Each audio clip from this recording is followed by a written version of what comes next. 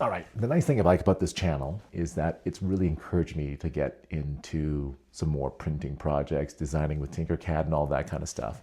And in making these projects, I find I'm constantly reaching for the same 4 or 5 tools, and I use them a lot.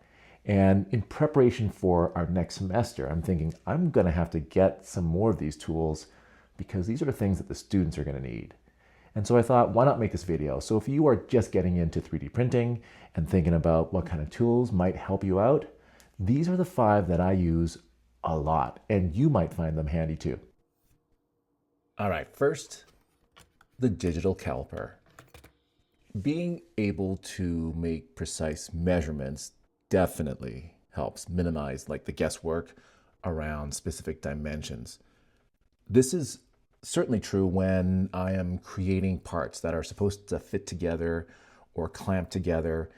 And this is where 0.2 millimeters can make the difference between the perfect fit and a fit where you need to actually do some sanding down or it's too loose. So with that said, sometimes making these measurements with a ruler will do the trick, but having that digital caliper takes the guesswork out of it. Now, sometimes making measurements with a ruler is what you need. And for that, I have a new appreciation for rulers with precise markings. For the longest time, I was just using the rulers that we had lying around the house. And it really becomes tough when you're dealing with these wide painted markings on plastic.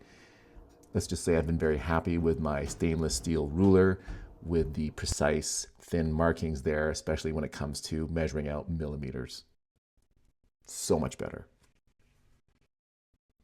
My deburring tool.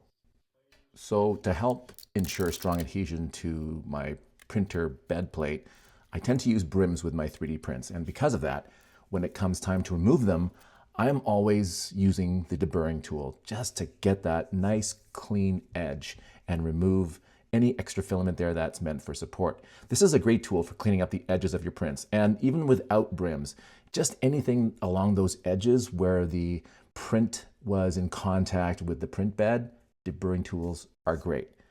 Now, the thing with deburring tools is that they are typically used to remove metal burrs from pipes and stuff like that. So when it comes to their use with plastic filaments, you don't really need to use a lot of force here. And the other nice thing about this is that the blades will last a long time.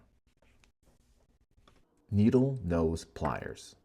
And for me, it's not just any needle nose pliers. I'm talking about those smaller ones. Those are the ones I consistently use. In fact, when I found a pair of pliers on sale that had this much thinner form factor, I was sold. I bought them. These are great for getting a grip on supports. And for me, just to twist them and remove them from my print, especially if you have supports in narrow spaces of your prints, these are fantastic. Next, needle files. Now, when I first bought this set, it was on sale and it came in a pack of 5, and I thought this was a bit overkill. Did I really need these 5 different types of files? Granted, they all had different shapes to them, but still, I figured all I would need is just a flat surface file and a file that had a round surface, right? That's all I needed. Wrong. I know that I have found myself in situations where one of these 5 files has accomplished a task that the other 4 could not, or it would have been a struggle to achieve the same results. I will use these to help break off supports, smooth out rough edges, smooth out support attach points on the surface of my prints, round off edges of holes. It's just endless how many times these little tools have come in handy for a wide variety of problems, challenges, or things I need to do with my prints. I can't recommend these things enough. And finally, clamps, and more clamps. Many of my projects will involve the need to glue parts together. This is how I often avoid the use of supports. I just break down the project into smaller pieces and then glue and assemble them later. Also, I just don't have a very large print bed space for larger projects, so I have to print them up in smaller pieces and assemble them. And clamps are key to holding these pieces together securely and tight so that the glue can do its work. But I have also used clamps to help position parts or hold parts so I can keep my hands clean. For example, when I'm painting or spray painting parts. And this is the one tool category that I find myself constantly adding more clamps to because as projects get larger, I need larger clamps. So different clamps for different jobs, bigger clamps, smaller clamps. I need my clamps.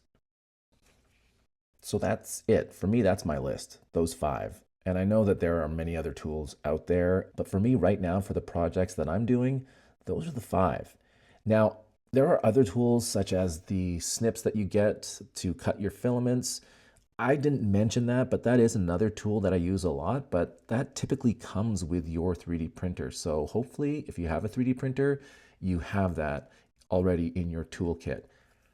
The other thing I like about this list of tools is that they are generally inexpensive, and hopefully you can find them when they go on sale, whether at your local store or online on places like Amazon. Now, I am curious to see what others might have to say about what their go-to tools are when it comes to 3D printing and design. So if you have one that you know should be on this list as well, by all means, leave a comment down below. I would love to see it. And until then, take care, and we will see you on the next video.